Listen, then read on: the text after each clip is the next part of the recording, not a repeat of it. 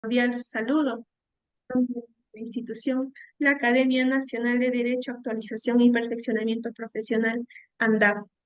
El día de hoy vamos a continuar con el desarrollo de nuestro diplomado especializado en delito de corrupción de funcionarios, de crimen organizado, tráfico ilícito de drogas y el proceso de extinción de dominio.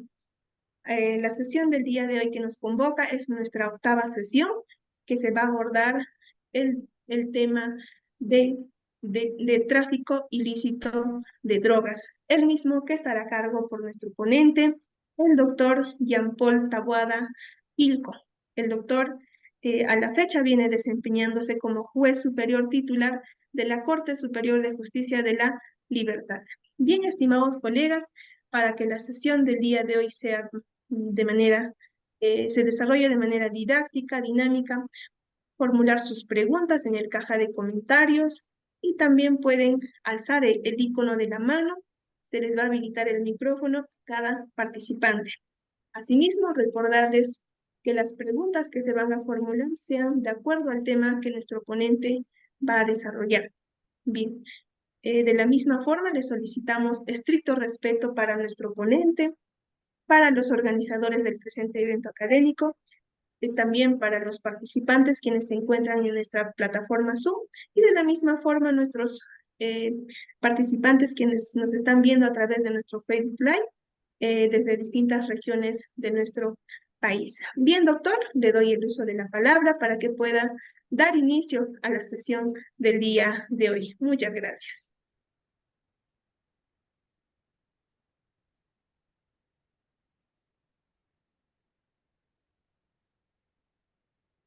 Gracias. Bien, tengan todos muy buenas noches. Voy a desarrollar este tema sobre el delito de tráfico ilícito de drogas en dos aspectos. Un aspecto o una primera parte, voy a abordar el aspecto dogmático del delito y en una segunda parte el aspecto procesal, es decir, el aspecto práctico. Y qué mejor que analizando casos reales, casos que por la función que desempeño he tenido la oportunidad de conocer y resolver. Entonces, no se pretende, por supuesto, agotar todo el tema del tráfico ilícito de drogas y delitos conexos, porque eh, no nos sería posible, dada el horario en que el tiempo que vamos a desarrollar esta exposición, que es de 2 horas académicas. Pero por lo menos se va a dar algunas ideas eh, que tiene un contenido bastante práctico y que, insisto, se basa en casos reales. Bien, entonces vamos en primer lugar con establecer cuál es el bien jurídico tutelado en el delito de tráfico ilícito de drogas. Vamos a hablar del delito más frecuente dentro de la tipología de las drogas, que obviamente es el tipo base, el 296, pero el más frecuente es el 298, que es el delito de microcomercialización de droga, y cómo no vamos a hablar de la posesión no punible. Y luego de ello vamos a ingresar a un terreno que es netamente procesal en relación a las detenciones policiales en flagrancia relacionadas con el tráfico ilícito de drogas. Pues bien, entonces esta es la oferta académica que voy a desarrollar el día de hoy. Entonces, vamos con un caso que es Este caso, por cierto, voy a pasarles a los organizadores de este evento para que ustedes lo puedan tener como material de trabajo, como material didáctico. Así que, es más, en este momento incluso se lo voy a enviar de una vez, antes que por razones de tiempo se me olvide, porque de repente los organizadores ya pueden enviarle y me pueden seguir la secuencia de todo lo que vamos a decir. Un minuto nada más para mandarle el archivo.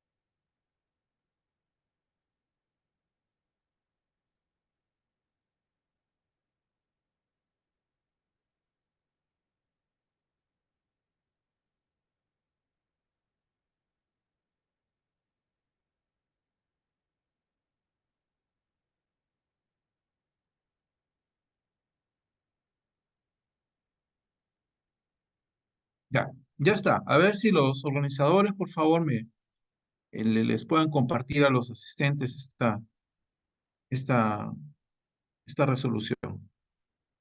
Sí, Una doctor, muchas resolución, gracias. correcto. Es una resolución que resolvió un sobreseimiento, del proceso por el delito de tráfico ilícito de drogas por la causal contenida en el artículo 344, numeral 2, inciso D del Código Procesal Penal.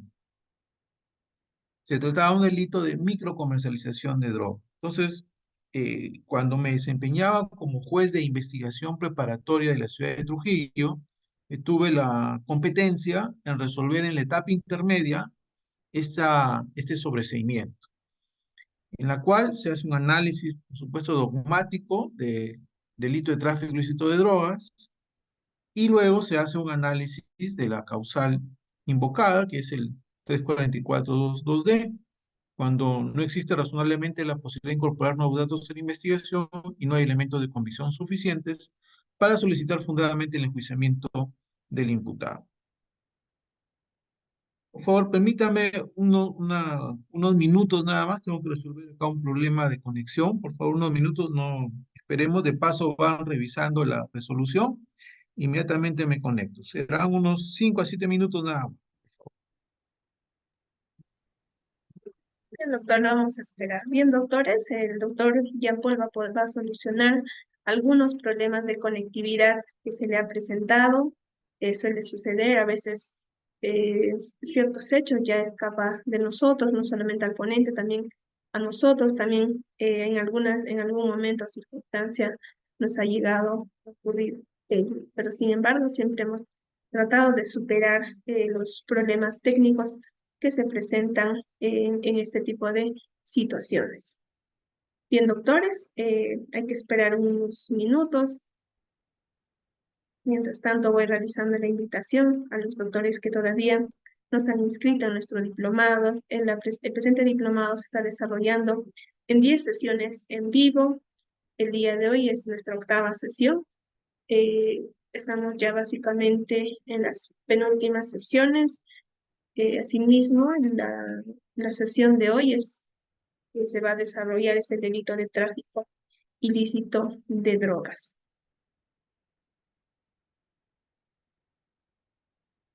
Sí, doctor, a ver un momento, me permite, por favor, voy a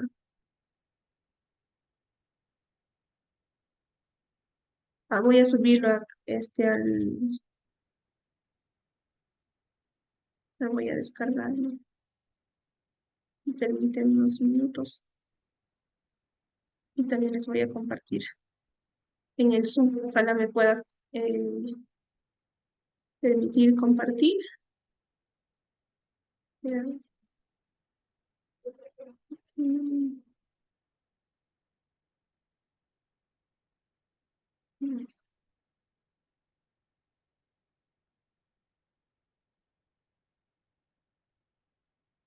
Bueno, los grupos de WhatsApp se les va a enviar, doctores.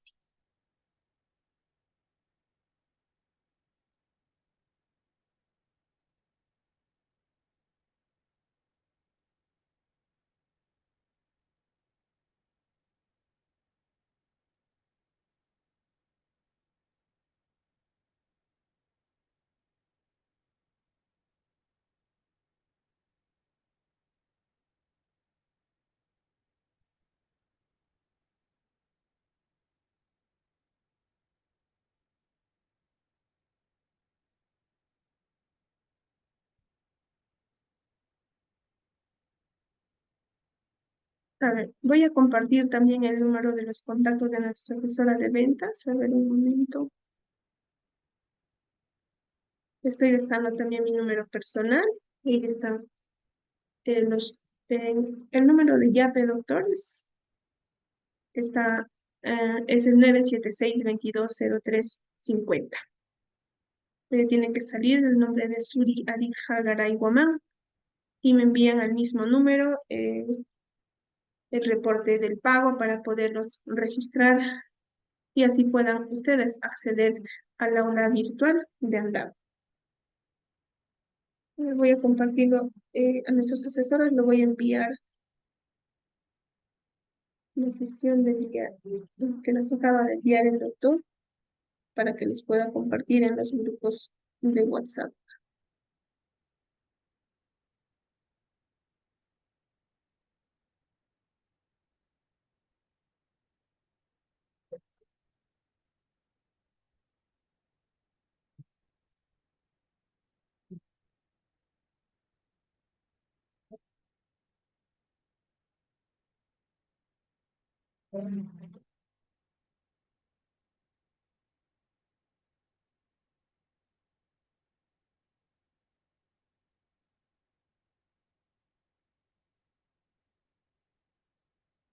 Ya acabo de dejar en el caja de comentarios, estimados doctores, nuestros números de nuestras asesoras de ventas.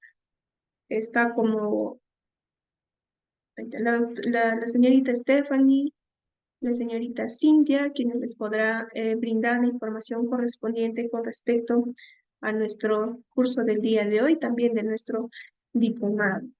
Y también estoy dejando mi número personal, es el 976-220350. Me pueden escribir con toda confianza, estimados doctores. Bueno, aquellos doctores que también recién se vienen conectando, estamos solucionando algunos problemas de conectividad que a nuestro ponente se le ha presentado. Bien, ya tenemos nuevamente el doctor. Ya, gracias, gracias. Gracias, doctor. Adelante, doctor. Bien, entonces decíamos que vamos a hacer un análisis del delito de tenencia, perdón, de tráfico ilícito de drogas, que está reconocido en el artículo 296 y siguientes del Código Penal. Y es importante, más allá de de la acción típica, que es un delito complejo porque estaba formado por un conjunto de acciones delictivas. Lo importante para este delito es determinar el bien jurídico tutelado.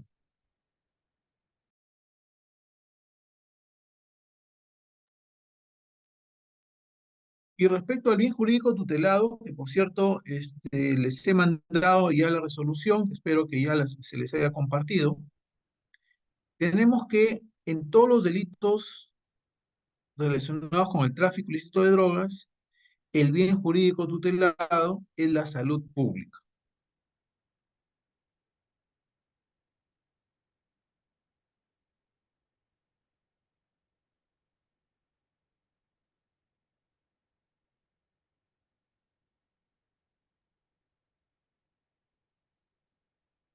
Bien, entonces se entiende que es la salud pública que está además reconocida en el artículo 7 de la Constitución Política del Estado.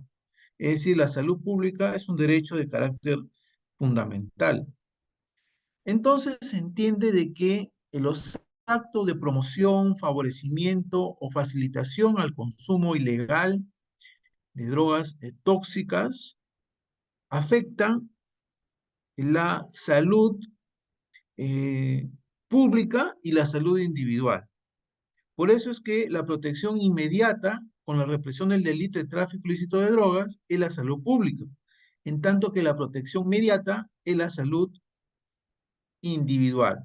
Es decir, a través de este delito, lo que se pretende evitar es la generalización de un hábito insalubre entre personas indeterminadas. Por eso es que no es punible el autoconsumo de drogas, es decir, la posesión de drogas para el propio inmediato consumo. No es objeto o no es punible por razones de política criminal porque no se condice este accionar con la naturaleza del bien jurídico que se protege a través de este delito, que insisto que es la salud pública. Es decir, lo que se quiere es evitar que la sociedad en su conjunto se vea perjudicada por el consumo de una sustancia que además de prohibida, es totalmente nociva para su salud.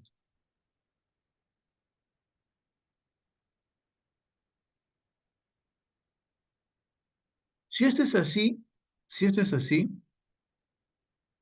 tiene que probarse hasta tres elementos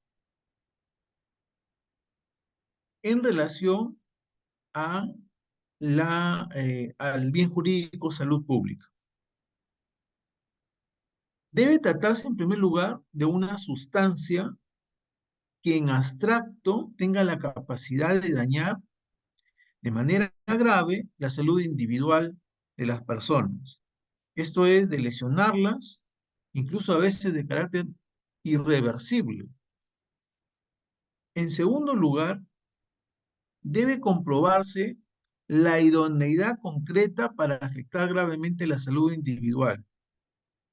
O sea, debe tratarse de sustancias que tengan esa capacidad objetiva que permita afirmar la existencia de un peligro potencial para la comunidad. Por eso es que en cada caso en concreto se debe determinar la pureza y la cantidad de la droga que ha sido materia de incautación. Es decir, debe establecerse cuál es su principio activo. Contrario censo, si se trata de una cantidad ínfima, pues eso no podría poner en peligro la salud pública. Y en tercer lugar,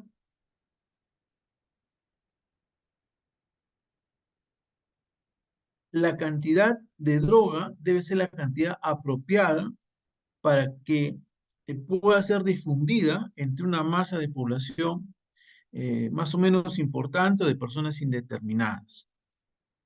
Bien, entonces, primer punto a aclarar, el bien jurídico tutelado es la salud pública que tiene reconocimiento en el artículo 7 de nuestra Constitución Política del Estado. Y el artículo 96 establece una serie de actos de contenido delictivos, como es la promoción, el favorecimiento, la facilitación del consumo ilegal de drogas tóxicas, mediante actos de fabricación o tráfico. Entonces, nótese pues que se trata de una posesión, pero con fines de tráfico. Es una posesión que tienda o que esté predestinada o dirigida a promocionar el consumo masivo de drogas tóxicas por terceras personas. Quiere decir que la mera posesión desligada de esta finalidad, que es el tráfico, la comercialización, distribución o promoción del consumo de drogas por terceras personas, resultaría irrelevante típicamente, porque no afectaría el bien jurídico que es la salud pública.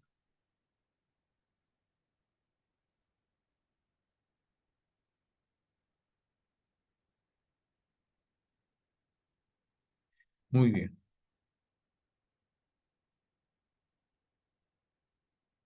Entonces,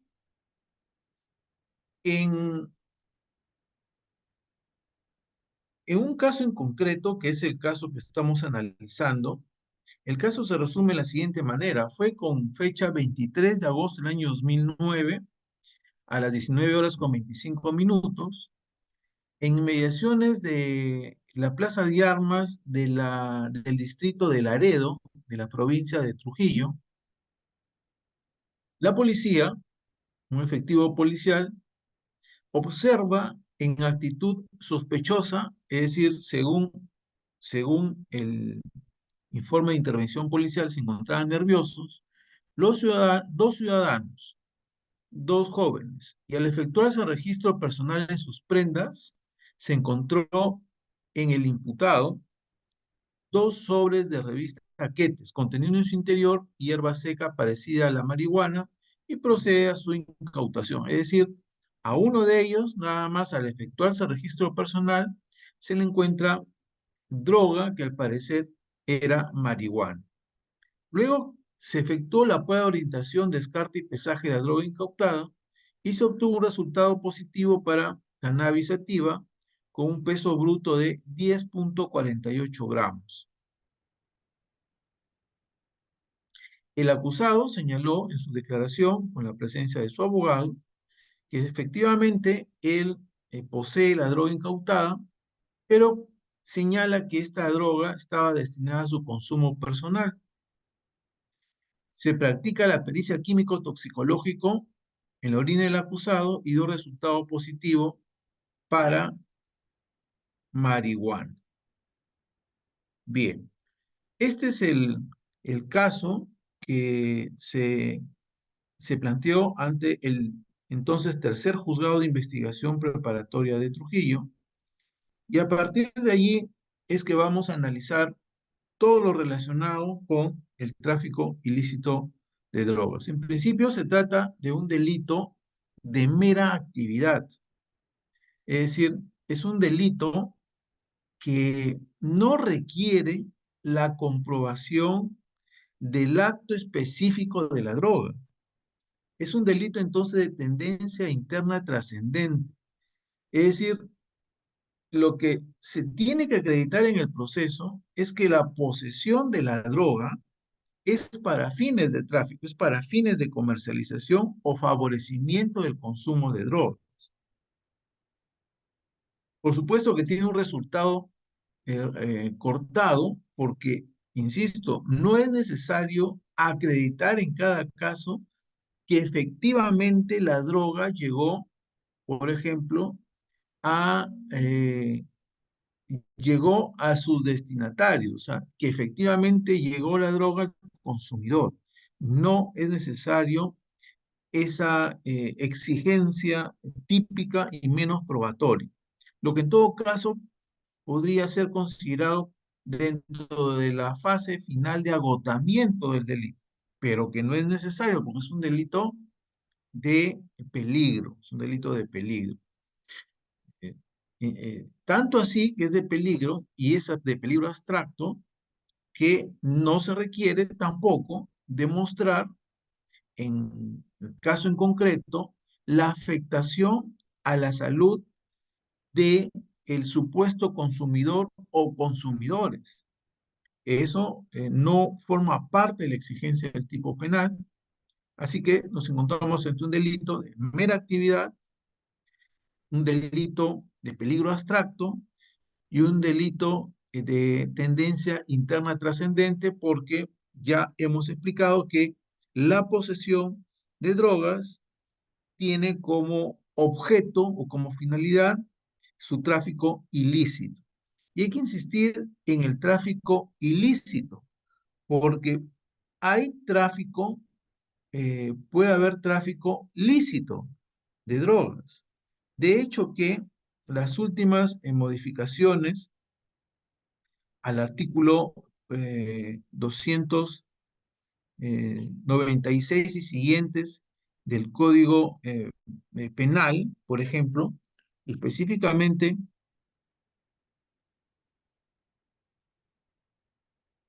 el artículo 299 permite la posesión de cannabis y sus derivados, por ejemplo, con fines medicinales y terapéuticos. Obviamente, siempre que la cantidad sea la necesaria para el tratamiento del paciente, que además tiene que estar registrado en el Ministerio de Salud y supervisado por el Instituto Nacional de Salud y la DIGEMIT.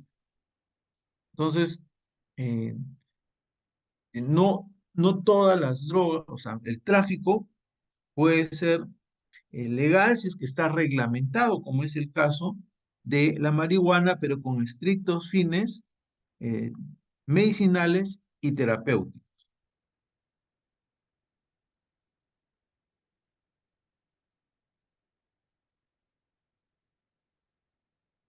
Bien, entonces está claro que se trata de un delito de peligro abstracto y un delito de mera actividad.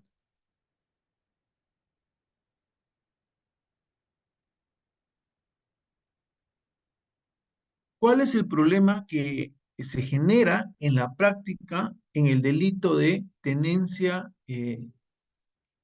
delito de tráfico ilícito de drogas. El problema es que se ha generado en la práctica una presunción que se denomina presunción judicial de preordenación al tráfico ilícito de drogas, eh, que esconde o disfraza una presunción que es de culpabilidad, obviamente una presunción que es contraria a la presunción de inocencia que tiene reconocimiento pues constitucional y convencional.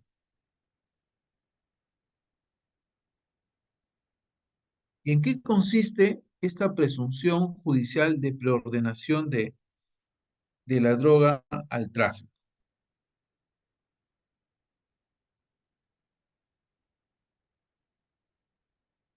Se presume en términos prácticos en que basta que al imputado se le encuentre en posesión de droga para que la carga de la prueba,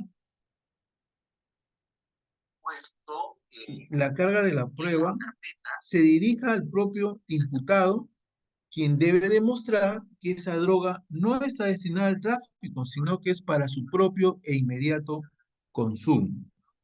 Esto es así porque el artículo 296, que es el tipo base del tráfico ilícito de drogas, y también hay diversas modalidades que se desprenden del artículo 96.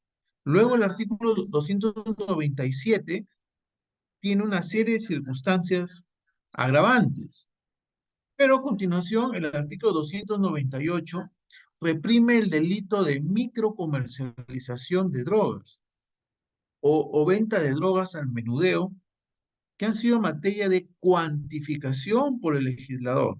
Esto es, para establecer cuándo estamos ante el tipo base o cuándo estamos ante una microcomercialización, basta hacer una verificación cuantitativa de la cantidad de droga que ha sido materia de decomiso en el caso en concreto. Por ejemplo, cuando se trata de pasta básica de cocaína, no debe sobrepasar los 50 gramos. Si es clorhidrato de cocaína, no debe pasar los 20 gramos. Si es marihuana, no debe pasar los 100 gramos.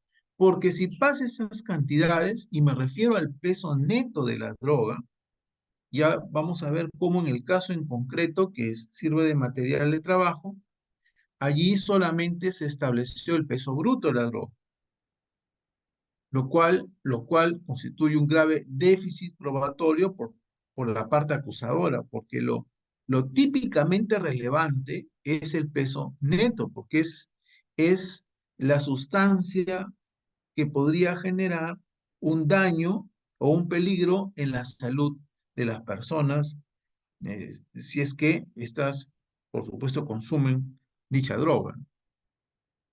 Entonces, las acciones típicas del 296 se replican en el 298 con la única diferencia de la cuantificación que hace la diferencia entre el tipo base y el delito de microcomercialización. Pero a continuación el artículo 299 regula también con un criterio netamente objetivo y cuantitativo las circunstancias en que la posesión de la droga, que es uno de los verbos típicos del delito de tráfico ilícito de drogas, pues resultaría una posesión no punible.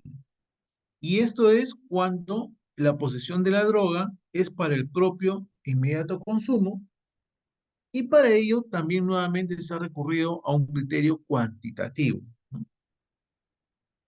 Cuando se trata de pasta básica de cocaína, si esta no excede los 5 gramos. Cuando se trata de clorhidrato de cocaína, 2 gramos, marihuana, 8 gramos, y así hay una serie de cuantificaciones según la naturaleza de la droga.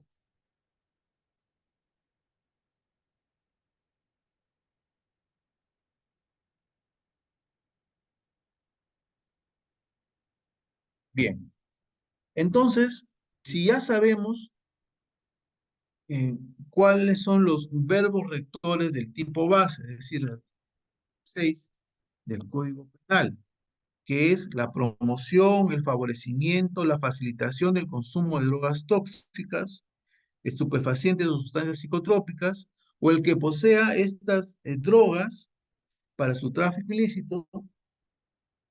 Si esos son digamos, los verbos rectores que luego se replican en la microcomercialización, en el caso eh, únicamente de la posesión de droga, que es para el propio inmediato consumo, esa posesión sería una acción típica, antijurídica, culpable, pero no punible por razones de política criminal.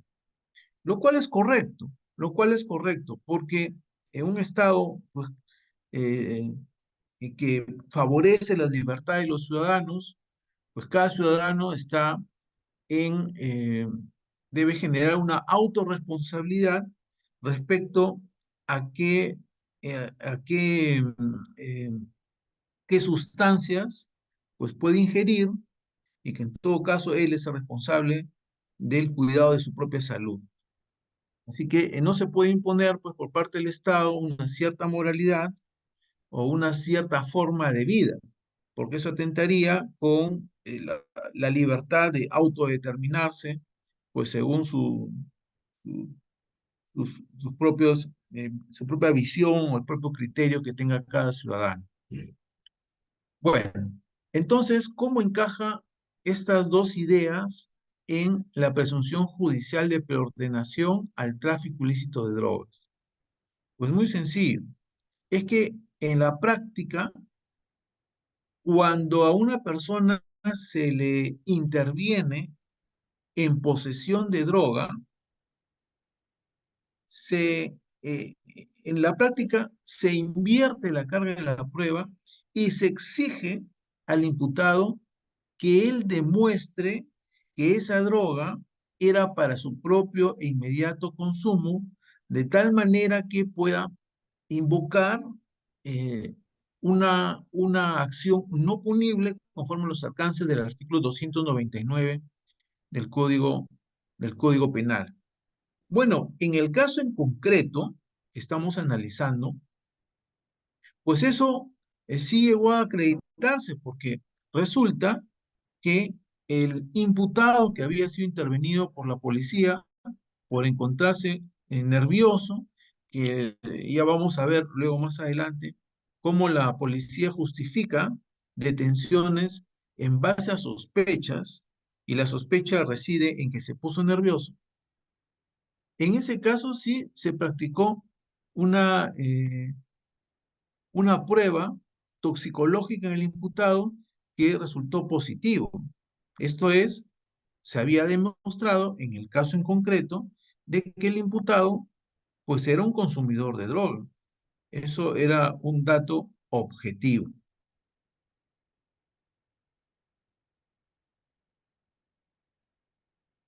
Pero nótese entonces que esa presunción judicial de preordenación de la droga al tráfico, esto es, yo demuestro como fiscal únicamente la posesión de la droga y le traslado la carga de probar que no soy traficante, esa, esa, esa praxis que la vamos a encontrar frecuentemente en la fiscalía y a veces en los jueces, pues es una presunción que no tiene base constitucional,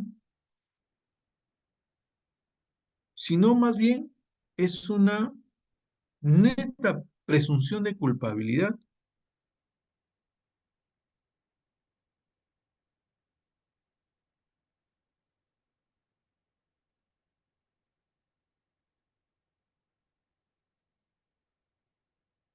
Bien, entonces, más eso nos lleva a la construcción de la teoría del caso, que es un tema también bastante interesante. Eh, ¿En qué consiste la construcción de la teoría del caso en relación a la parte acusada?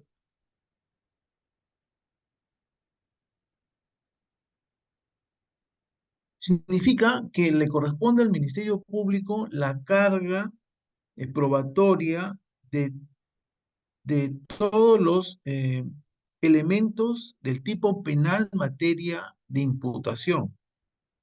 Quiere decir que será necesario entonces verificar cuáles son los hechos constitutivos del delito de cara a satisfacer todos los elementos del tipo penal. Si hemos señalado al inicio que el tráfico ilícito de drogas vulnera el bien jurídico salud pública, ello quiere decir que la posesión de la droga debe tener una finalidad eh, dañosa para la salud pública. Y eso ocurre cuando esa droga es destinada al consumo de terceras personas a través de su promoción, favorecimiento al consumo de esta droga. Si esto es así, entonces el tráfico es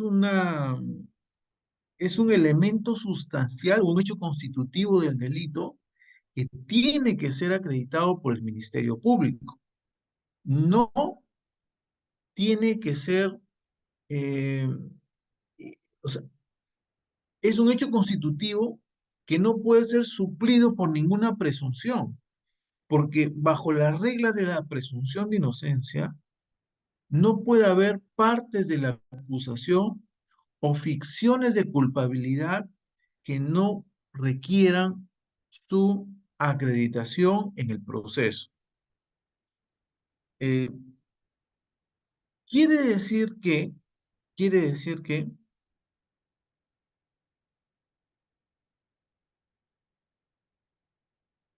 una vez que la Fiscalía ha acreditado todos los elementos del tipo materia de imputación, que en este caso es el artículo 298 del Código Penal, porque recuerden que la cantidad de marihuana, según la imputación, consistía en un peso bruto de 10,48 gramos. Y la microcomercialización, según el artículo 298 del Código Penal, es hasta 100 gramos. Pero en la acusación fiscal, en este caso, no llega a acreditarse un elemento constitutivo del tipo que era el tráfico de drogas. Por el contrario, la versión más favorable al imputado es que esa posesión era para el propio inmediato consumo, lo cual además en este caso estaba corroborado por la pericia toxicológica. Entonces, por supuesto que esa presunción de preordenación de la droga al tráfico no, no encuentra recibo ni legal ni constitucional y debe ser descartado, al menos por los jueces al momento de resolver los casos de tráfico ilícito de droga. Es que el, el, el usuario, el consumidor, no es un traficante en potencia. Sostener lo contrario implicaría considerar un tipo de autor normativo presunto. Claro, jure de jure, lo cual resulta pues inadmisible en el derecho penal eh, propio de un Estado constitucional de derecho. Ahora, también tenemos un problema eh, eh, probatorio en este caso, y es que por diversas circunstancias, desconocidas por cierto, no se llegó a practicar la pericia química sobre la droga que fue en materia de registro personal al imputado. Recuerden que el imputado no ha cuestionado la posesión de la droga. lo cual pudo haberlo hecho porque la forma y circunstancias en que fue intervenido, es decir, por actitud sospechosa, por encontrarse nervioso, esa causa tal cual está descrita en la acusación, tampoco justificaba una intervención policial. Y es que para poder hacerle un registro personal a un ciudadano, pues solamente hay dos formas. Uno es a través del control de identidad y otro es a través de la detención policial en flagrancia. Pero en el caso del control de identidad, tiene que existir alguna sospecha razonable o sospecha fundada de la existencia de un delito. Eh, no de una sospecha en base a estereotipos o en base a prejuicios o en base a comportamientos desligados de una actividad delictiva.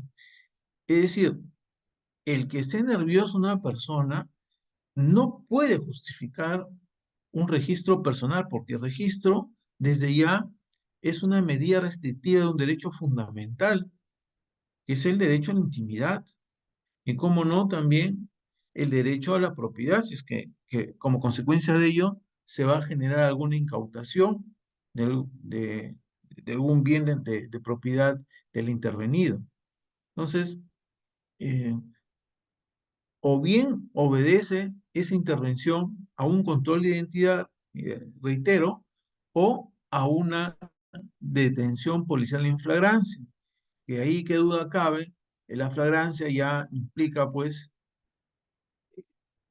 implica una constatación de un delito en curso, ¿sí? Significa la verificación a través de los sentidos de la ejecución de un delito.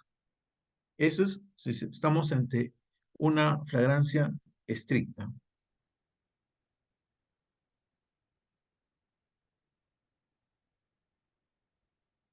Bien, entonces decíamos que resulta un hecho constitutivo del delito, un hecho sustancial que se tenga que acreditar la, la cantidad de droga a efectos de verificar posteriormente si esa cantidad resulta relevante para la afectación del bien jurídico de salud pública. En este caso, no había, no había esa pericia química y por tanto solamente se tenía como dato el peso bruto de la droga, pero el peso bruto eh, está relacionado con elementos que no son propiamente eh, la sustancia ilícita. Por ejemplo, a veces los famosos quetes son envoltorios de papel. Entonces el papel solo sirve para introducir la droga dentro, ¿no? Como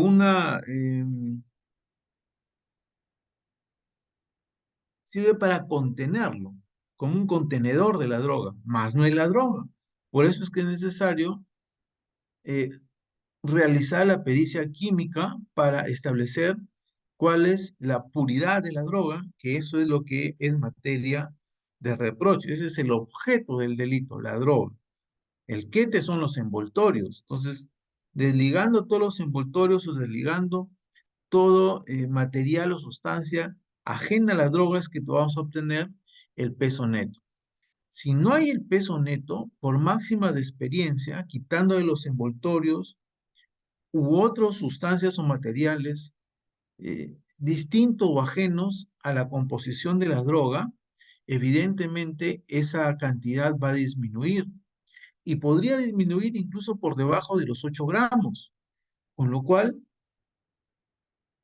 puede aplicarse perfectamente ante la ausencia de prueba el principio indubio pro reo, porque la baja del peso o la degradación del peso bruto al peso neto puede generar hasta dos interpretaciones. Uno, que el resultado sea mayor a 8 gramos. Es posible. Y segundo resultado, o segunda interpretación también válida, que el resultado sea menor a los 8 gramos, con lo cual ingresamos incluso a eh, a la hipótesis del artículo 299 del Código Penal, que es la posesión no punible de droga, por su escaso, por ser, tener escasa cantidad. Entonces, cuando una proposición fáctica es posible o es pasible de varias interpretaciones, la presunción de inocencia en su versión de regla de juicio dirigida hacia el juez establece que en caso de duda debe estar a lo más favorable al imputado, es decir, se debe escoger la versión eh, más favorable al imputado, que sea, que permita la proposición fáctica, que no ha generado certeza respecto a la cantidad de droga.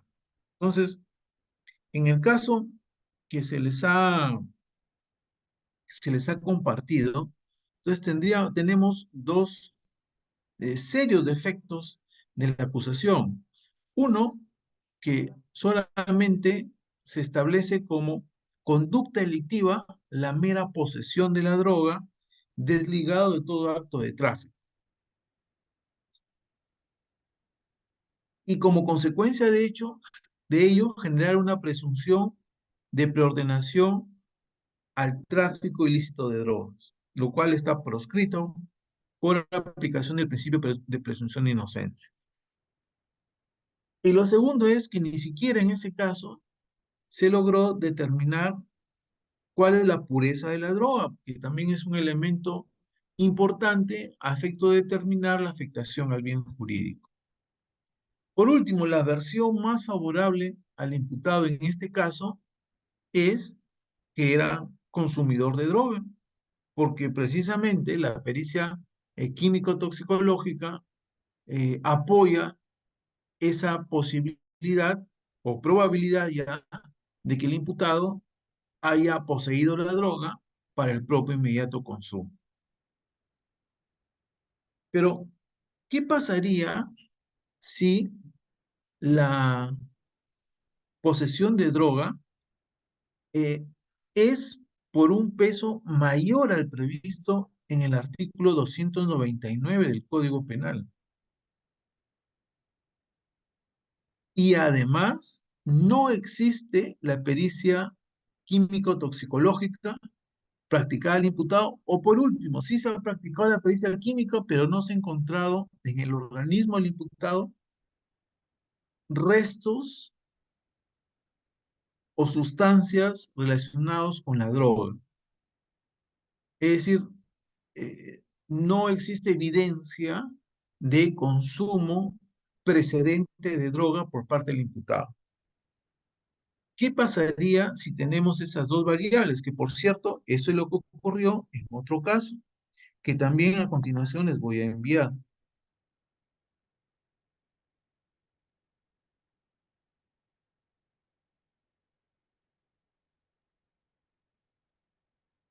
A ver, déjenme de una vez enviarlo, porque si no se me va el tiempo.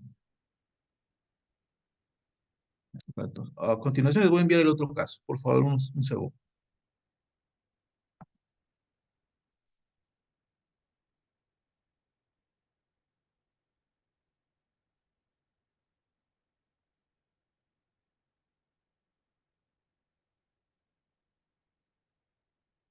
Ya, ahí ya les estoy enviando también la otra resolución, que es la que vamos a trabajar a continuación.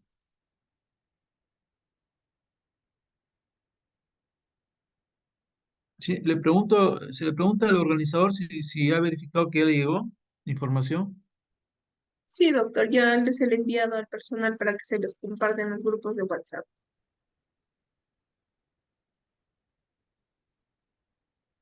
¿Me logra escuchar, doctor? Sí, sí, sí. Ok, doctor.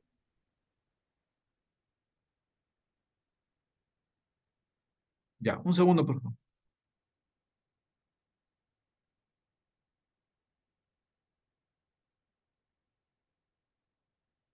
Ya.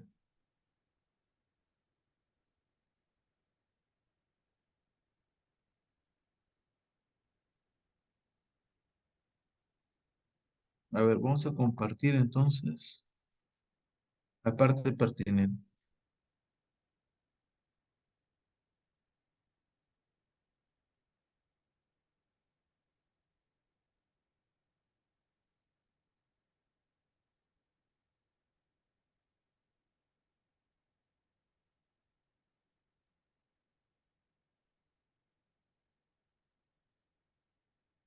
Ya. Fíjense que en la propia resolución ya se empieza a utilizar una técnica que se llama la técnica de rompecabezas. Esta es una técnica propia de la elaboración de la teoría del caso que muy bien pueden utilizar los jueces en sus resoluciones. Eso implica en un cuadro bastante que sea didáctico, establecer cuáles son las pruebas de la fiscalía de cara a acreditar los elementos típicos del delito en materia de imputación. En este caso, pues, existía pruebas que acrediten la posesión de la droga. Es más, ni siquiera era un punto controvertido en razón que el imputado había aceptado ese hecho constitutivo. Sin embargo, la fiscalía no ofrece ningún medio de prueba dirigido a acreditar el tráfico de la droga, es decir, la distribución y comercialización de la droga, o cualquier acto de promoción, favorecimiento o facilitación del consumo ilegal de drogas por terceras personas. En buena cuenta el tráfico, que habíamos señalado que es un elemento constitutivo del delito. Vean que no hay una sola prueba relacionada con el tráfico por parte del Ministerio Público y por el contrario, sí existía una prueba de descargo que era el, el, la preexistencia del consumo de droga por parte del imputado. Entonces, estos cuadros son muy importantes y deberían ser utilizados tanto por los fiscales como los abogados, sobre todo como una suerte de resumen de sus respectivos alegatos. Si lo hiciera, créanme que sería pues de mucha utilidad para los magistrados, más que hacer escritos pues bastante largos, de muchas páginas, un cuadro explicativo sobre las pruebas relevantes y las omisiones probatorias es más que suficiente para poder acreditar sus respectivas teorías del caso. Esa resolución es la que hemos enviado para que ustedes la puedan analizar y con toda la información que estamos desarrollando.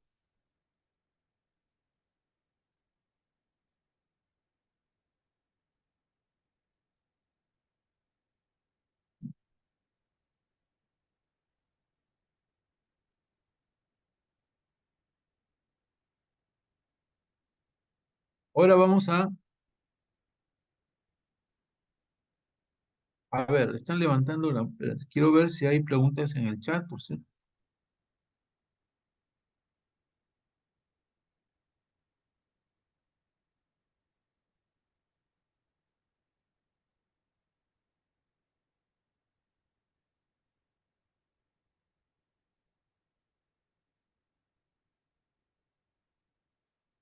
Delito de peligro abstracto me ponen interrogante. Por supuesto que es de delito de peligro abstracto. No es necesario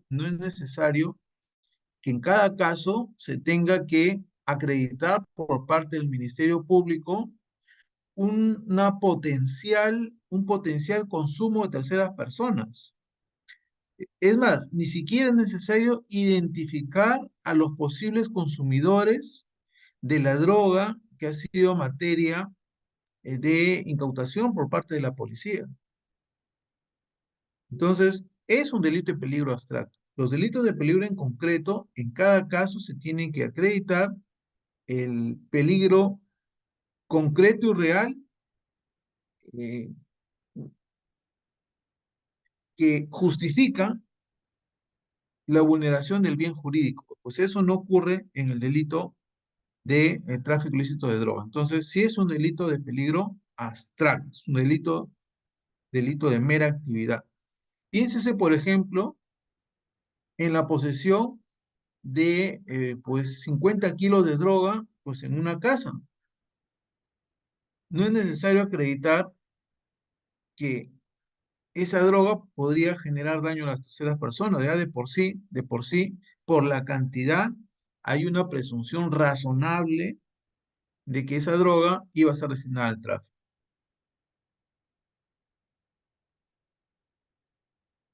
Bien, un segundo, por favor, un segundo nada más. Y empezamos con las preguntas que están levantando la mano y con mucho gusto vamos a intentar contestarlos. Un minuto, por favor.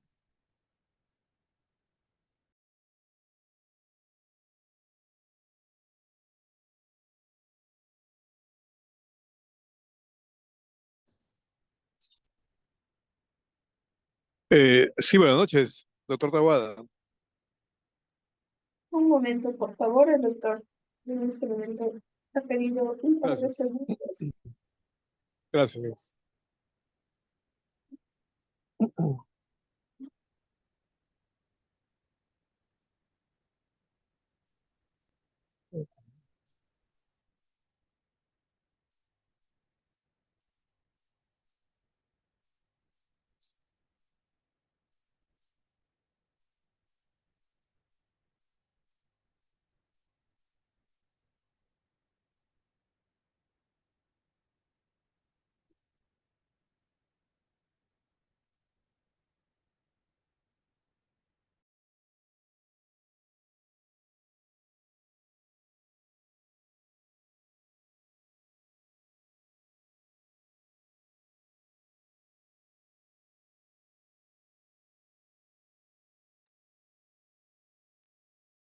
Doctores tienen que estar atentos. Voy a habilitar el micrófono cuando el doctor Ian nuevamente retome la sesión.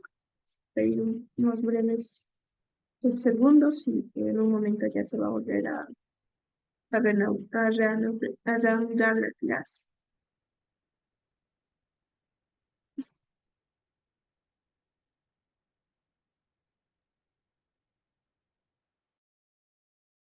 Los materiales también ya les he compartido en el chat, doctores. Pueden visualizarlo por ese medio y descargarlos. Ambos materiales lo he compartido en el chat.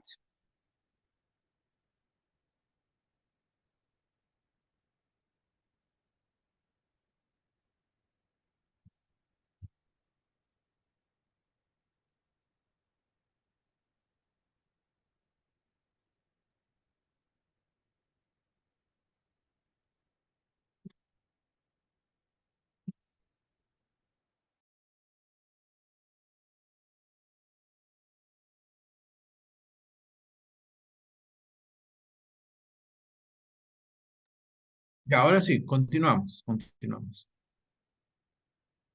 Bien, entonces creo que querían hacer una pregunta con mucho gusto, por favor.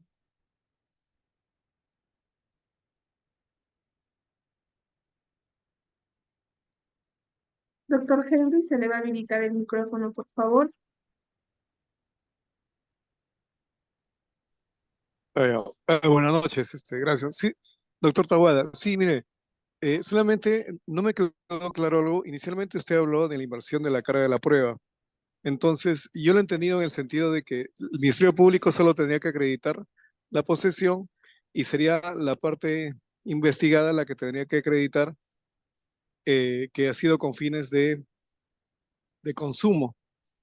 Eh, pero luego más adelante, cuando hace referencia al caso, hace mención, por ejemplo, a una acusación del Ministerio Público en la cual el fiscal solamente acredita pues, la posesión y no ofrece medios de prueba para acreditar que es con fines de microcomercialización.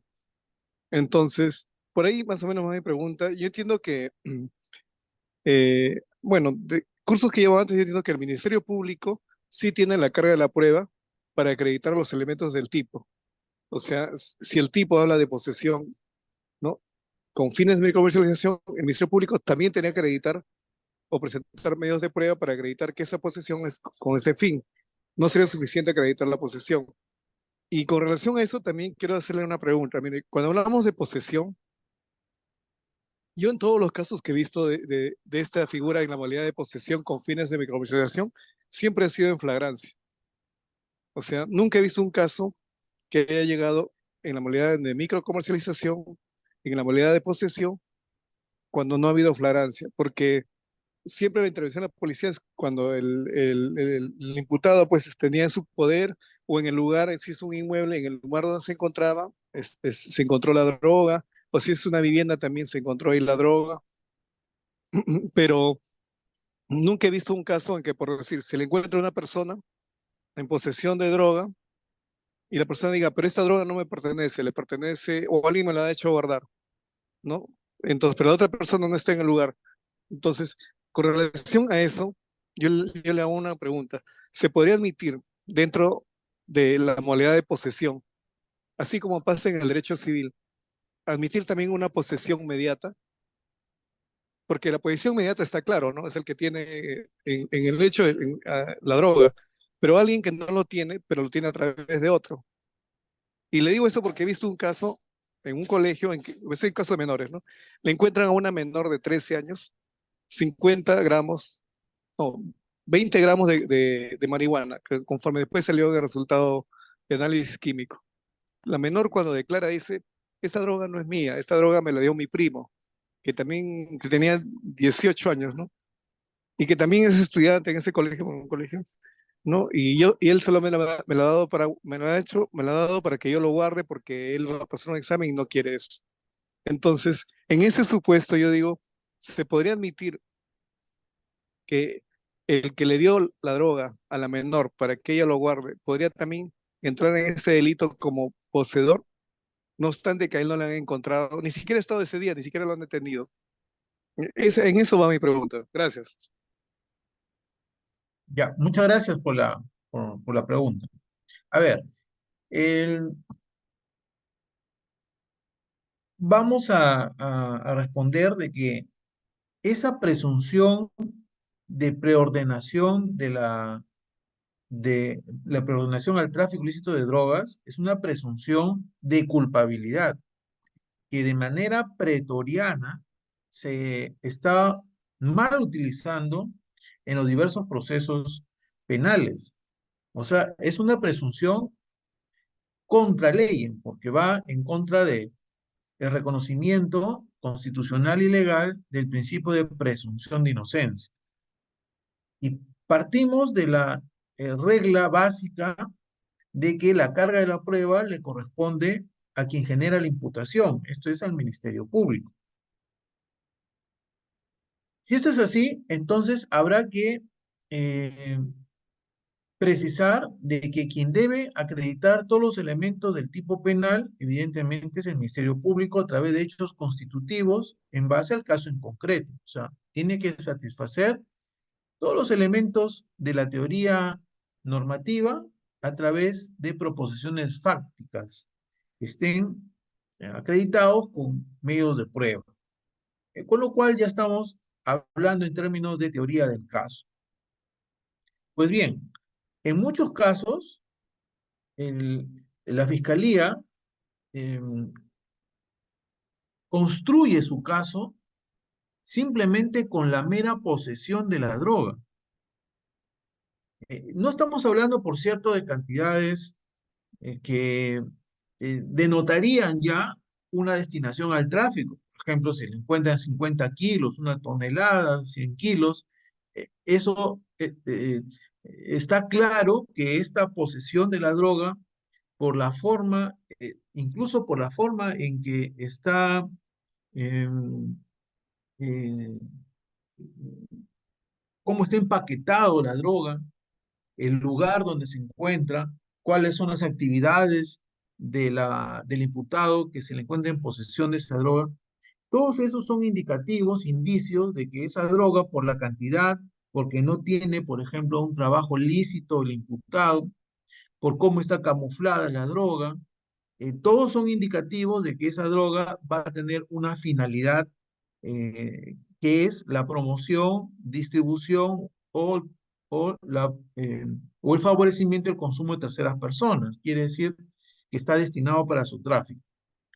Ya, no, es lo que generalmente la mayoría de casos están relacionados con la microcomercialización de droga, que son cantidades escasas, que por ahí más o menos tienen un límite un tanto mayor, incluso la posesión no punible. Estamos hablando de 10 gramos de marihuana o 15 gramos de marihuana aproximadamente.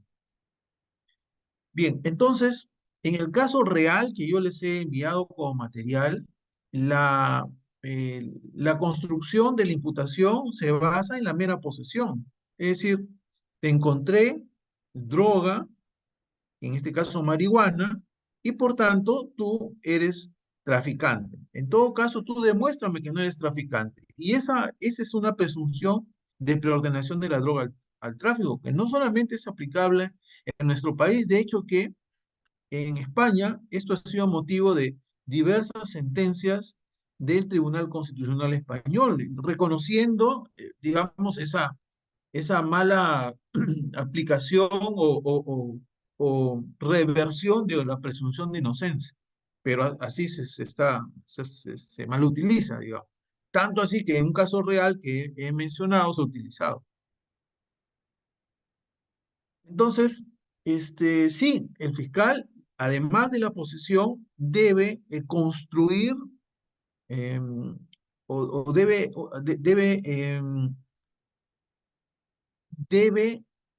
anidar a la posesión el destino de la droga, es decir, que es el tráfico, porque la, eh, eh, la- la, eh, solo el tráfico, a ver, la posesión con fines de tráfico, esa es la que vulnera el bien jurídico, que es la salud pública.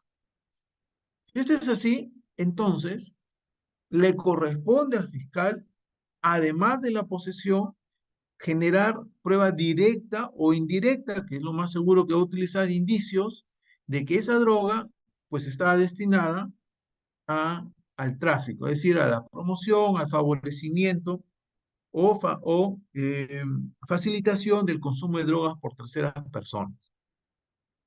Esa es una exigencia probatoria dirigida al fiscal, de tal manera que si no prueba un elemento constitutivo del tipo penal, como es el tráfico, perfectamente, como sucedió en el caso que les he mencionado, se puede generar un sobreseimiento del proceso en base al artículo 344, numeral 2, inciso D. Una razón sencilla, si ese caso pasa a juicio, igual se va a mantener la misma ausencia probatoria y el mismo déficit de acreditación de todos los elementos del tipo penal, que en este caso era el delito de microcomercialización de drogas. Esas son las reglas que deben quedar claras. Entonces, la alusión a la presunción de preordenación de la droga al tráfico era una alusión de una práctica que debería ser descartada, debería ser desechada por vulnerar la presunción de inocencia. Ahora, con respecto a la posesión, por supuesto que puede haber posesión mediata. De hecho, que eso es lo más frecuente, porque digamos, la organización criminal dedicada al tráfico ilícito de drogas, el líder de la organización criminal, ese es el propietario de la droga que eh, lo tiene camuflada, digamos, en algunos integrantes de la organización criminal, que son mando medio o el mando operativo. Entonces, si bien es cierto el mando operativo, que es desechable, por cierto, que es fácilmente reemplazable, es el que tiene la posesión directa de la droga, pero la posesión inmediata es del jefe o líder de la organización criminal. Lo que pasa es que, pues en las intervenciones policiales se captura usualmente al último eslabón de la cadena, dejando de lado una investigación mucho más escrupulosa, mucho más rigurosa para detectar quién es el que distribuye la droga a los microcomercializadores. ¿Ah? Porque una lucha eficiente contra el narcotráfico no es capturando pues a los microcomercializadores de drogas, ¿no? a a los vendedores de droga de escasa cantidad o al menudeo. No, una lucha eficiente, eficaz contra el narcotráfico es logrando la eh, o detectando la organización criminal que abastece, ¿no?, a los microcomercializadores de droga. Entonces, en el caso que sea expuesto, la posición perfectamente puede ser mediata o inmediata. Muchas gracias por la pregunta. Creo que había otra persona que estaba levantando la mano. Sí, doctor, ahorita lo voy a habilitar al doctor Juan Carlos. Adelante, Muchas doctor. gracias. Sí, muchas gracias por el uso de la palabra que se me concede y buenas noches, doctor y demás colegas conectados. Sí, justamente, bueno, queda claro que el principal punto de cuestionamiento en el marco de la presente ponencia gira en torno a esta presunción judicial de preordenación de tráfico de droga. Y acerca de ello, doctor, antes de formularle mi pregunta, quería justamente exponerle muy brevemente lo siguiente. Ocurre que hace algunas semanas, en una ponencia muy similar a esta, también con la temática de tráfico de drogas, quien disertaba era un fiscal especializado, en este caso también, en lo que era tráfico de drogas. Y entonces, justamente a propósito de lo que usted bien comentó, relacionado a esta presunción perversa, él pretendidamente buscaba justificar, vamos a decir, la forma de razonar acerca de cómo acreditar el tráfico de droga a través de, palabras más, palabras menos, las máximas de la experiencia. Y entonces empezó a llenarse de una narrativa diciendo que nos han engañado académicamente hablando porque el dolo no es conciencia y voluntad, sino solamente es conciencia y que por tanto las máximas de la experiencia son aquellas que nos permiten establecer, no recuerdo si dijo la palabra indubitablemente, pero para él era suficiente. A lo cual justamente al momento ya yo de formular la pregunta, entonces yo le había planteado un ejemplo y le dije, ¿qué pasaría, doctor, si yo, por ejemplo, tuviera en mi domicilio, estuviese en posesión de droga con una cantidad inclusive superior a lo que establece los artículos 296, 297, 298, incluyendo la excusa absolutoria del 299? Por poner un ejemplo, elige una cantidad 15 kilos, sin ningún propósito, sin ningún fin de promover, favorecer o facilitar. Y si fuera yo intervenido en operativo, ¿usted consideraría que entonces yo debo responder penalmente? Y a lo que él justamente me responde diciendo que sí, que por las máximas de la experiencia, entonces no me dijo que se presume, pero lo de entender, en todo caso con otros términos, que para él, pues sí, el solo hecho de tener esa cantidad que excede inclusive lo que dice la norma, ya no necesito siquiera ir más allá de un simple razonamiento, ¿no? A lo cual yo lo consideré pues facilista y como se dice coloquialmente, al caballazo, ¿no? Entonces, lastimosamente, al momento en que ya él terminó de responder mi pregunta, no me dieron chance para repreguntarle, porque era la oportunidad que yo quería para repreguntarle, decirle, doctor, y entonces, si usted considera que yo debo responder penalmente, entonces, ¿podría decirme cuál es el verbo rector para usted que se estaría configurando? ¿Promover, favorecer o facilitar? Lastimosamente, como le dije, doctor Tawada, no se me concedió ese chance y me quedé con la duda. Entonces, a lo que yo quería llegar es, bueno, si sirve a modo de pregunta, ¿qué opina usted? ¿Cómo habría actuado? Supongamos si este fiscal lo hubiese tenido yo al frente, ¿no? En calidad de abogado defensor, usted justamente que es juez, eh, creo que en parte ya me ha dado la respuesta, ¿no? Pero vamos a lo triste, ¿no? Que es saber que un magistrado, una persona así preparada académicamente hablando, con un perfil deseable, con hoja de vida, tenga esa forma tan minúscula de razonar, de interpretar. Y lo peor de todo es que para él las máximas de la experiencia, así como él las considera, están muy por encima de, de los verbos rectores, ¿no? Que son parte del tipo penal, como una expresión del principio de legalidad, garantía, etcétera, etcétera. Todo aquello que nos han enseñado. Gracias, doctor. No me extiendo más. Sí, bueno, muchas gracias, por la, por el comentario. Por el comentario muy, muy atinado, muy pertinente, por cierto. Bueno, lo que pasa es que lamentablemente a veces se actúa con un sesgo cognitivo, ¿no? Dependiendo de la posición que uno asuma en el proceso. Y esto puede ocurrir tanto para la parte acusadora como la parte acusada. Y lamentablemente eso sí está peor, digamos, también ocurre en el juez. El sesgo cognitivo no permite o es una ceguera a ver todo el panorama probatorio y a ser lo más objetivo posible en el proceso penal. Y voy a poner un ejemplo real, porque yo creo de que siempre hay que ser consecuente o congruente entre lo que uno afirma en la academia, como ocurre el día de hoy, que es un evento netamente académico, con lo que uno hace en su trabajo. En mi caso, pues yo soy juez, he sido juez de investigación preparatoria y actualmente soy juez superior penal de apelaciones. Así que el discurso debe ser congruente. Si yo afirmo una cosa en la academia, lo mismo debo hacer en mis resoluciones, si no, pues estoy engañándome y engañando a los demás, lo cual no es correcto.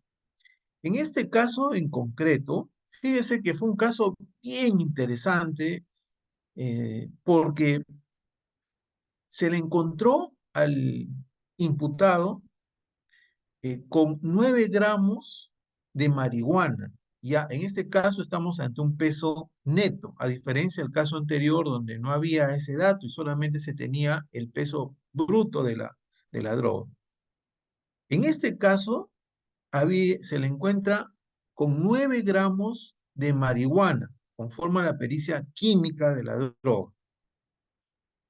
Entonces, tampoco había, a diferencia del caso anterior, una prueba toxicológica que acredite que el imputado era consumidor de droga, o sea que en su organismo había residuos de consumo de droga. Tampoco había eso. Y por eso se le acusa al, al imputado. Y en la etapa intermedia se declara el sobreseimiento del proceso peticionado por la defensa.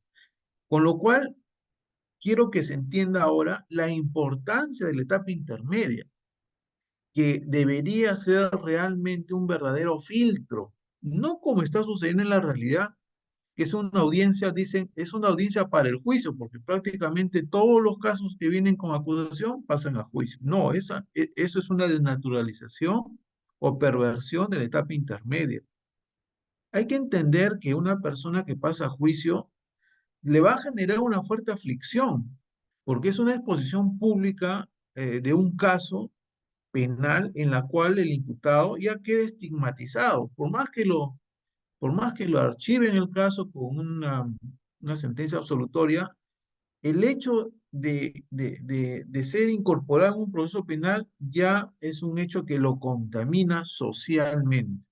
Entonces, es una aflicción inevitable, como también lo es un derecho a un juicio oral público y contradictorio, pero que hay que tener, pues, ser muy cuidadoso y también muy responsable de permitir que solo pasen a juicio aquellos casos que signifiquen prácticamente una promesa de condena, o sea, aquellos casos donde haya que sea resultado de la acusación de una investigación seria y responsable y objetiva por parte del Ministerio Público. Ahí sí, por supuesto, porque pues ante la comisión de un hecho delictivo corresponde aplicar una consecuencia jurídica que es la pena. Por eso, la importancia del juez de investigación preparatoria que, que realice un control formal y un control sustancial riguroso de la acusación. Entonces, volviendo al caso, ¿no? Volviendo al caso. En la experiencia, cada vez que se utiliza una Máxima experiencia se hace cuando no hay prueba o cuando no ha sido posible la prueba. Y las máximas de experiencia esconden en no pocas ocasiones unas, eh, eh, un decisionismo judicial, es decir, una opinión que no tiene una base ni científica, ni técnica, ni menos probatoria. Eso es lo lamentable, la mala utilización de una máxima de experiencia, que hay que ser muy, muy cautos en utilizarla, porque al final la máxima experiencia termina siendo la opinión que yo tengo sobre el caso, ¿no? O la experiencia personal o el conocimiento privado que tiene alguien sobre el caso y que eso no es una máxima experiencia. Entonces, volviendo al punto, insisto, la construcción del tipo penal que le advertimos del 296, porque el 296 es el tipo base, ¿verdad? El 298 es simplemente un tipo cuantitativamente menor, tanto en los límites de posesión como también en la dosificación de la pena. El tipo base es el 296. Y el 296 es literalmente, incluso dice el que posea drogas tóxicas, estupefacientes, etcétera, para su tráfico ilícito. Por eso decíamos que en dogmática penal se trata de un delito de tendencia interna trascendente, es decir, yo poseo para el tráfico, para traficar con ese destino. Obviamente también decíamos que es un delito de peligro abstracto, entonces no es necesario que realmente en los hechos le haya vendido a alguien la droga o que, o que haya llegado a su destino la droga. No, porque, vamos, si estoy transportando la droga, ya, hace parte del tráfico de la droga. Para traficar tengo que transportar, ¿no? Si esto es así, entonces, en la construcción de la imputación por parte del Ministerio Público, tiene que haber proposiciones fácticas que puedan satisfacer ese elemento típico que es el tráfico. No basta decir, oh, es que le encontré 5 kilos, entonces ya máxima de experiencia, eso va a traficarlo en tal lugar o cual lugar, no. Tiene que haber indicios, por lo menos, prueba indirecta, que demuestre esa probabilidad del tráfico, Tiene que haber indicios de la posesión para el tráfico. En este caso en concreto, se le encuentran 9 gramos de marihuana al imputado y la fiscalía decía, oye, son 9 gramos, o sea, se ha pasado hasta 8 gramos nomás es la posesión no punible. Entonces aquí en este caso se trabajó una idea bien interesante, bien interesante, que es la, eh, el concepto de dosis personal. Dosis personal. ¿Qué se entiende por dosis personal?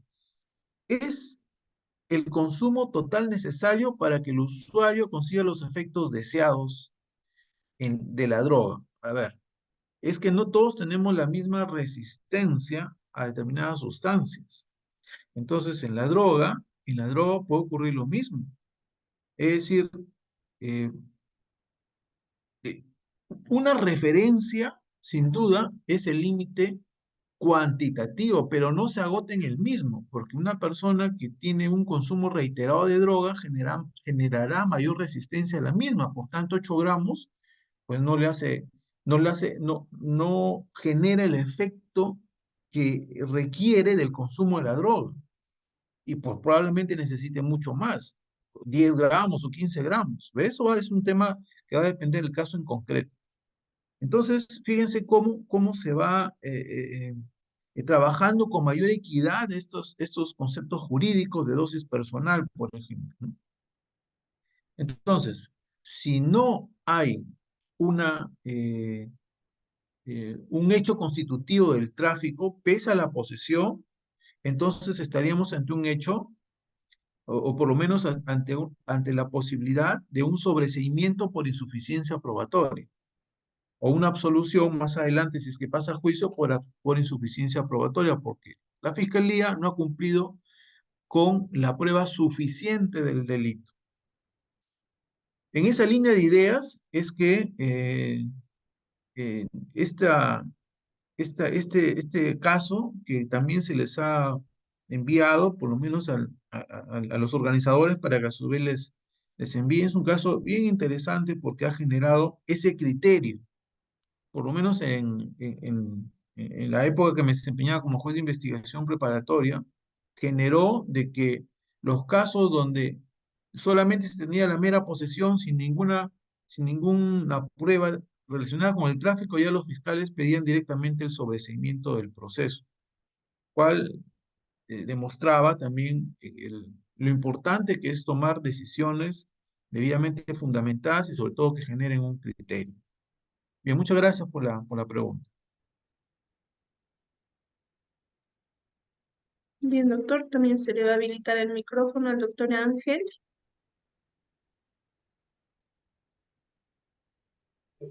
Doctor, buenas noches. Aprovechando la oportunidad, doctor, ya que estos espacios es para justamente para aprender de los errores y aprender de las personas experimentadas. Siendo un tema, doctor, bastante álgido y también de día a día, tanto de los jueces, fiscales y abogados, eh, sí, ¿no? No solo basta, como decía el colega, ¿no?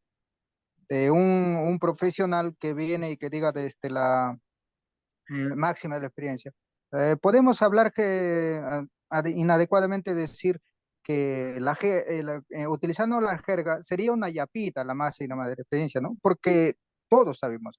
Ahora, desde el punto de vista como se dice, de la posesión, doctor, para, por ejemplo, utilizar, como usted sabrá, como juez, que ha sido que se ha desempeñado muchos años, a una persona cuando la policía va a intervenir o hay posesiones, venta de droga, al instante, es difícil de llevar a profundo los elementos probatorios, porque es al instante, salvo que utiliza las técnicas especiales de investigación para tener una prueba, un video que ese señor estuvo llevando a hacer seguimientos y entonces ir como actualmente también los letrados, ya exageradamente te dicen, ¿no? A ver, tú le viste, yo le vi, tú cuando lo trajo, entonces desde esa profesión nadie sería condenado. Si una persona tiene droga, 15 kilos, 5 kilos o 1 kilo, ya tiene, pues, tiene que ser sancionada. Ahora, que diga, pero yo no le vendí, yo no tenía la intención, entonces, ¿cómo llegó allí? Alguien lo puso, tendrá que esclarecerse.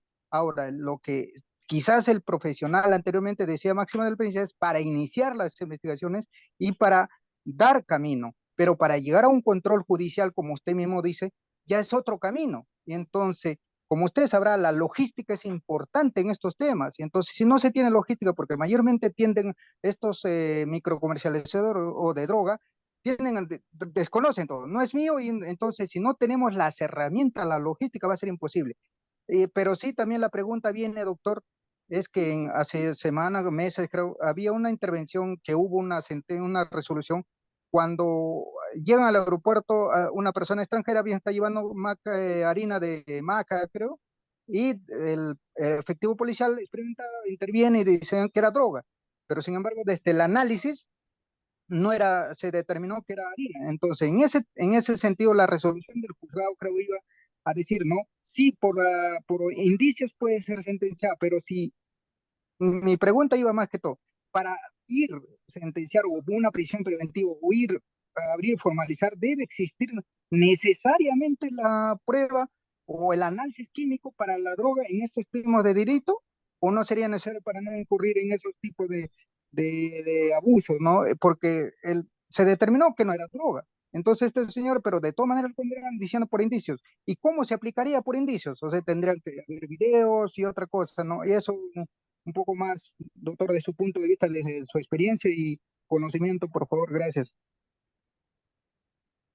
Bien, a ver, no se me malinterprete por si acaso que estoy señalando de que quien tiene, por ejemplo, 5 kilos de droga en su casa, eso no es delito. No, no estoy diciendo eso por si acaso. Lo que estoy señalando es que el, el fiscal, al momento de generar la imputación, ya sea en la formalización de investigación y por supuesto con mayor razón más adelante en la acusación, tiene que generar eh, eh, o satisfacer el hecho constitutivo del tráfico de la droga, porque eso forma parte del tipo penal, que nuevamente, insisto, eso puede ser satisfecho a través de prueba directa o a través de prueba indirecta. Desde ya, por ejemplo, y eso sí es una máxima de experiencia, que nadie puede tener 5 kilos de droga para su propio e inmediato consumo, o sea, para consumirlo en ese momento, ¿no? Porque es imposible, pues, ¿no? Físicamente o humanamente es imposible eso. Generalmente, este tipo de discusiones tienen lugar cuando se desborda eh, los límites de la dosis personal del 299, como en el caso que se ha puesto como ejemplo, que se excedió 1 gramo. O sea, el límite era 8 gramos, pero este señor tuvo 9 gramos. Entonces, también hay que partir de la realidad, ¿no? Eh, a nadie se le ocurre, pues, ir con una balanza, si uno es consumidor, a comprar droga, ¿no? Para ver exactamente que le den hasta 8 gramos, no vaya a ser de que haya una requisa, no sé, o haya una intervención policial y ya se presuma que es un traficante por haber comprado más de 8 gramos. Entonces, eso es ilógico, ¿verdad? Como también decía yo que la dosis personal varía según el grado de resistencia que tenga, pues, la persona, que eso tiene múltiples factores, ¿ah? Su composición, hasta su estado de ánimo, sus experiencias o no previas en el consumo de droga, etcétera. Pero ¿qué pasa? Y también hay una especie de máxima de experiencia que se exige que se encuentre consumiendo la droga, ¿no? Para que se pueda beneficiar del 299. Es un absurdo, ¿no? ¿Qué pasa si el consumidor tuvo tanta mala suerte que justo lo detuvieron antes de que consuma? O por último, también no es una máxima de experiencia que la pericia química, la pericia toxicológica establezca que no tiene droga en su organismo, porque puede ser que efectivamente no haya consumido algún tiempo y vuelva a consumir. Entonces, mucho cuidado con las máximas de experiencia. Entonces, lo que sí hay que construir en la imputación es los hechos tanto de la posesión como los hechos relacionados con el tráfico. Que si son 5 kilos, oye, es bien difícil pues que tú alegues la posesión para el propio inmediato consumo, porque ya, para empezar, ya no estás dentro de los límites razonables del 299 y además es una máxima experiencia, eso sí, que es un imposible físico que te lo puedas consumir en un instante todos esos 5 kilos. Es un tema muy interesante y casuístico también, ¿ah? Porque no estoy descartando la posibilidad que una persona pues pueda eh, comprar droga y, eh, y reservar una parte para un consumo posterior. Y hasta podemos hablar del consumo compartido, que es un hecho social cada vez más frecuente, ¿no? Eh, no estoy descartando esas posibilidades que también puedan caber dentro de hacer una interpretación extensiva del 299. Lo que importa es, o mejor dicho, la regla esencial, digamos, en estos casos es, ¿esa droga iba a ser destinada para el tráfico? Esa es la pregunta más relevante y eso es lo que debe ser satisfecho por el Ministerio Público. Bien, entonces vamos como una última pregunta por efectos ya del tiempo, por favor.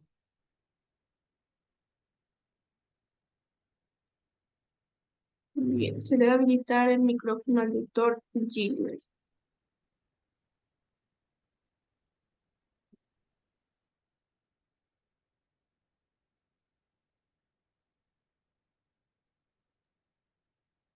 Doctor, buenas noches. Una consulta. Si una persona es intervenida por un efectivo policial y tiene en sus manos 100 gramos de marihuana, ¿a qué delito se estaría cometiendo? Bien, gracias, ¿eh? Gracias. A ver, el artículo 298 establece cuáles son los límites, ¿no?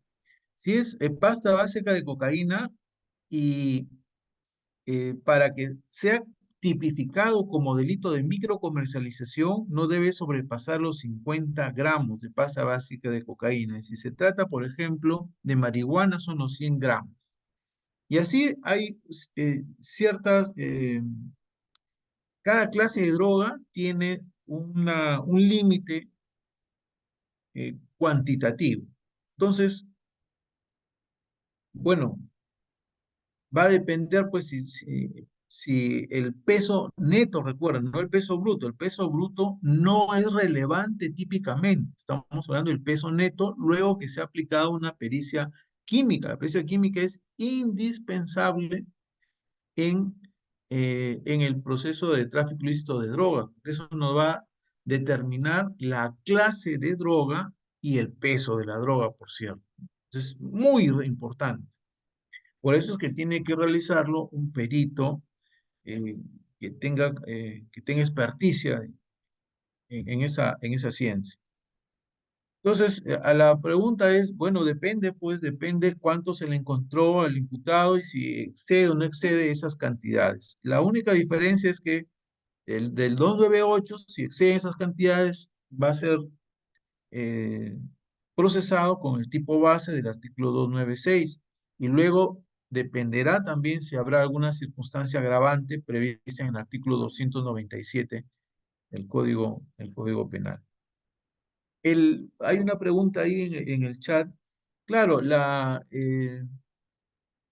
ese peso provisional que se hace en la prueba de orientación, pesaje y descarte de droga, bueno, ese es un elemento de convicción. Podría, por supuesto, servir para formalizar la investigación preparatoria y, de ser el caso, requerir una prisión preventiva. Bueno, hasta ahí está bueno, pero para efecto de una sentencia condenatoria se requiere la pericia química, porque en el grado de conocimiento para una sentencia, sobre todo si es condenatoria, ese grado de certeza subjetiva positivo, más allá de toda duda razonable, de tal manera que son las exigencias que hacen que se necesite certeza sobre el peso neto y la clase de droga que ha sido objeto del delito. Bien, entonces, bueno, este es un tema bien interesante, genera mucha casuística, pero por razones de tiempo ya estamos próximos a las 11 de la noche, entonces no quiero que queda pendiente incluso para una segunda parte tal vez de este, de este tema de tráfico ilícito de drogas. Bueno, yo agradecido por todas las preguntas que se han realizado. Me disculpo por algunos problemas de conexión que se han realizado, pero creo que hemos logrado intercambiar varias ideas, que ese era el objetivo de esta noche. Muchas gracias. Bien, doctor, muchas gracias por la excelente ponencia. Si bien es cierto, hay varios interrogantes todavía. Doctor, no sé si podría responder algunas preguntas del chat. Sí, justamente he respondido varias de ellas, porque las estoy leyendo. Ok, doctora. Tenía un sobre la prescripción, acá dice. En la consulta del el tiempo de prescripción de la pena por TIP como agravante donde la fiscalía requiere 30 años y es con el Código de Procedimientos Penales. Sí, por razones de tiempo yo ya no puedo seguir porque tengo otra actividad, se me va a disculpar. Bien, doctor, no se preocupe, ya estaremos So- so- organizando una sí, nueva segunda parte del curso. Más bien sobre el agradecer. tema de la prescripción, eso es un tema hiper interesante, en razón que hay un acuerdo plenario del año 2023 que ha señalado que la supuesta ley Soto, que le llaman la ley de prescripción, es inconstitucional. Y justamente vamos a sacar la, en la segunda sala de apelación de la libertad, vamos a sacar una resolución que con mucho gusto vamos a compartirla, que considera de que el acuerdo plenario ha hecho una interpretación errónea de esa ley al punto de declararla inconstitucional. Bueno, es todo un tema también que podría ser interesante discutir en otro momento. Bien, doctor, muchas gracias por la excelente ponencia. Agradecerle por la sesión del día de hoy. Para nosotros siempre es un honor contar con su participación. Todavía tenemos una sesión sobre el tema del proceso de extinción de dominio. Sí, Muy buenas muy bien, noches, muchas doctor. gracias. Buenas noches. Gracias. Bien, estimados doctores, gracias por habernos acompañado en la sesión del día de hoy. Si bien es cierto, han quedado varias preguntas por responder, pero sin embargo, por razones de tiempo, nuestro ponente no ha podido absolver con las disculpas del caso.